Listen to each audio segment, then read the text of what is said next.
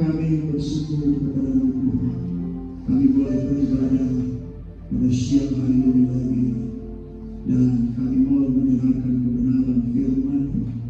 Dan kami memohon pengharapan baru Tuhan berikan kepada kami, sehingga kami boleh mengerti akan firman-Mu dan Engkau membukakan rahasia-rahasia firman-Mu kepada kami, Tuhan Yesus. Dan tutup bungkus kami semua dengan kuasa Yesus.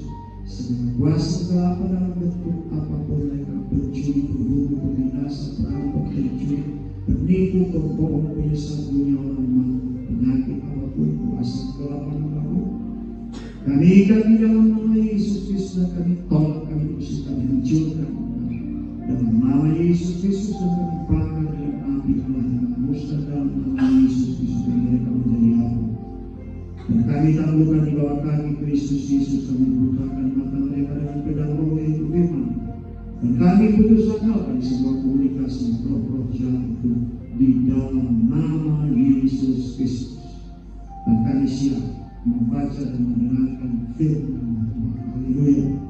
Bersama-sama berkata, Amin. Shalom. Silakan duduk. Mari kita buka kita di dalam Lukas 4 ayat yang pertama sampai ayat yang ke-13.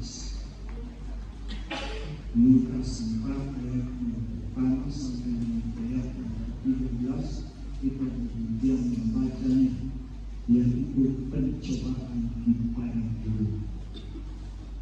Yesus yang penuh dengan Roh Kudus kembali dari Sungai Yordan, lalu dibawa oleh Roh Kudus ke padang gurun.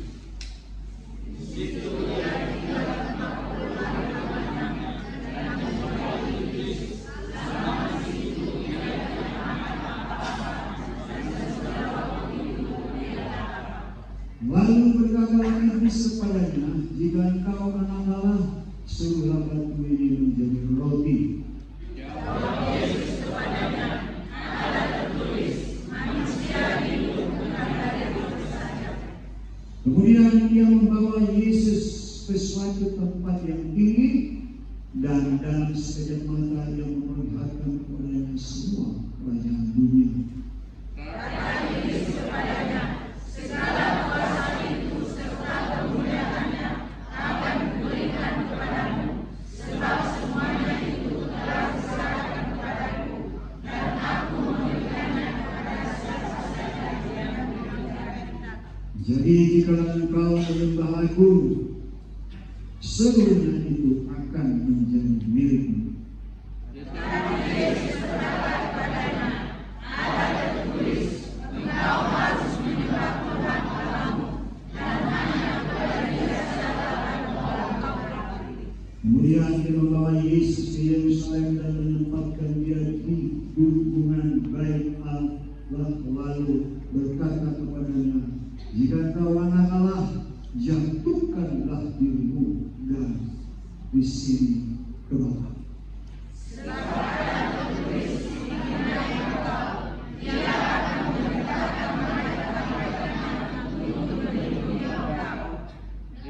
Dan mereka akan menatang engkau di atas tangannya, supaya kakimu jangan merangkut kepada batu. Yesus menjawabnya, katanya, ada firman, jangan engkau mencobanya Tuhan Allahmu. Sama-sama. Dia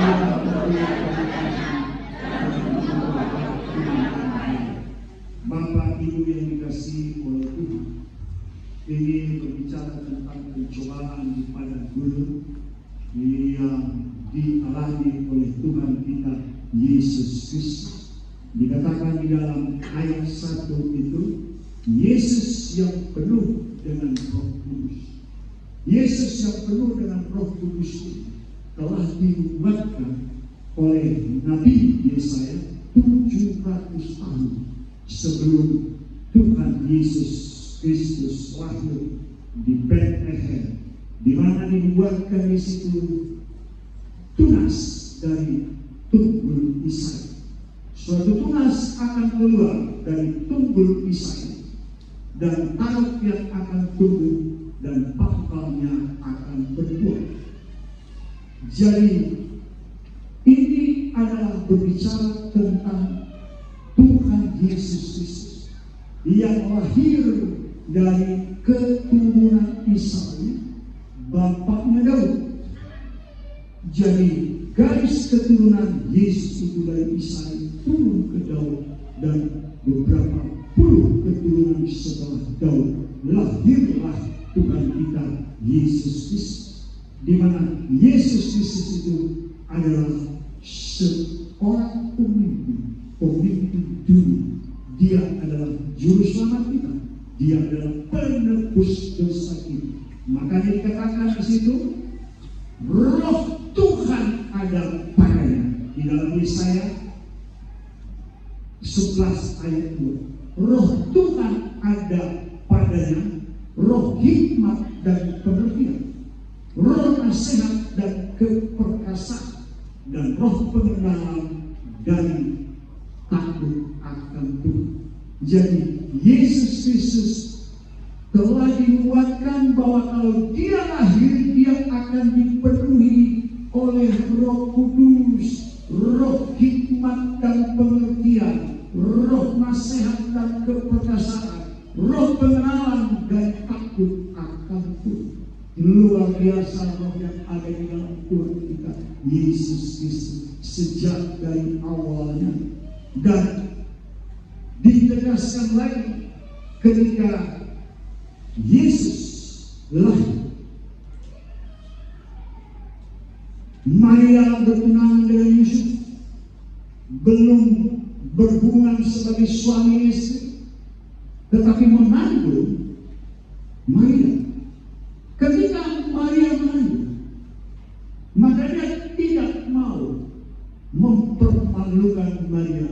Maka telah timbul di dalam pikirannya untuk menceraikan Maria. Yusuf mau menceraikan Maria, tetapi malaikat Tuhan datang kepadanya dalam mimpi.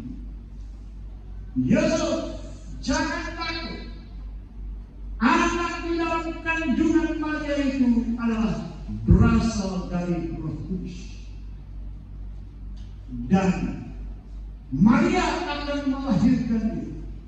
Dia itu melahirkan seorang laki-laki, dan engkau beri namanya Yesus, yang menyelamatkan umatnya. Jadi sudah dipenuhi oleh Roh Kudus sebelum dia lahir, dan pada waktu dia lahir dia sudah dipenuhi oleh Roh Kudus, roh hikmat, roh pengertian, roh keperkasaan dan roh nasihat, roh pengenalan akan takut akan Tuhan sudah ada padanya. Itulah Roh Kudus yang menuntun kita sampai sekarang, dan juga Roh Kudus turun atas Tuhan kita Yesus Kristus setelah dia dewasa, mau melayani, dan sebelum mau memberitakan Injil damai sejahtera, maka atas tuntunan Allah dari Galilea menuju Yordan supaya Yesus dibaptis dengan baptisan, walaupun Yohanes berkata sesungguhnya